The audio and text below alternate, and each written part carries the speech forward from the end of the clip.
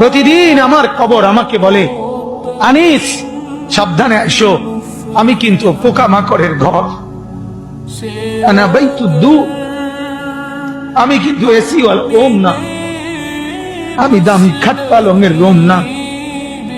কবর আমাকে বলে, আনিস আমি কিন্তু পোকামাকড়ের ঘর, আনা বাইতুল ওয়াহদা, আমি একাকী ঘর, একাকী ঘর, যে ঘরে আর কেউ থাকবে না, কেউ না, কেউ না, কেউ না।